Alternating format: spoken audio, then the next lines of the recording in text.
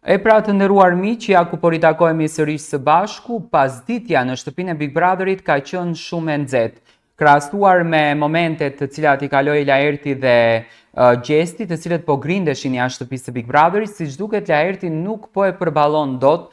televotimin kokë më kokë me Egli Takon, sepse frika i tij është që Egli mund të del fituesja në këtë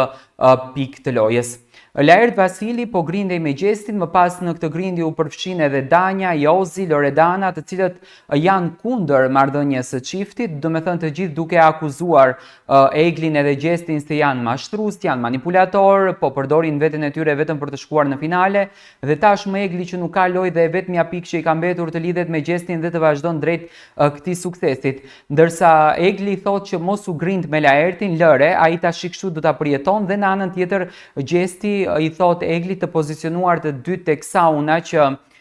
mos u merr fare, më dëgjo mua sepse të gjithë këto janë kundër nesh dhe po luftojnë kundër drejt nesh. Do me thënë, banorët sot po luftojnë më që Egli të mos shkon në finale, ato duan të nxjerrin sa më të keqen e Eglit, duan të nxjerrin sa më negativitetet të Eglit, që vetëm Egli të mos të shkojë në finale. Në këto debate janë përfshirë të gjithë përpos Rozanës edhe Gertës që nuk janë të përfshira fare në debat. Gerta po e shikon cilën anë do të anoj dhe cilën do të mbaj, por gjithsesi Laerti po përdorën gjuhën shumë denikruese duke i quajtur Gjestin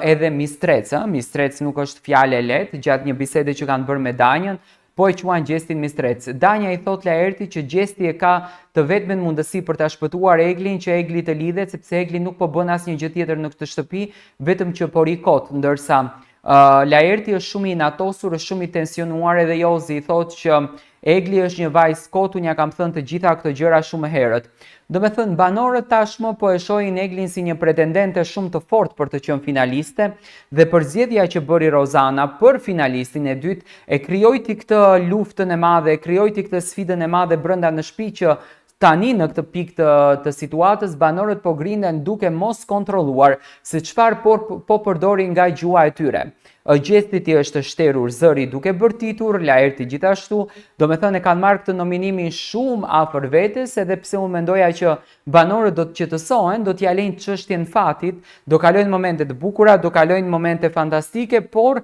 siç duket nuk po kalojnë fare momente fantastike, duke luftuar në këtë pikë të lojës që sa më shumë të japin nga vetja e tyre, duke ofenduar, denigruar, gjë që ka qenë gjithmonë e pranishme në këtë reality show. Edhe pse banorët tashmë kanë krijuar një figurë të keqe për Eglin, sepse shikoj që sot po e godasin fort më, Egli po mundohet të luftonte vetme, por edhe Gjesti po e ndihmon. Loredana po e ofendon të Eglin për atë që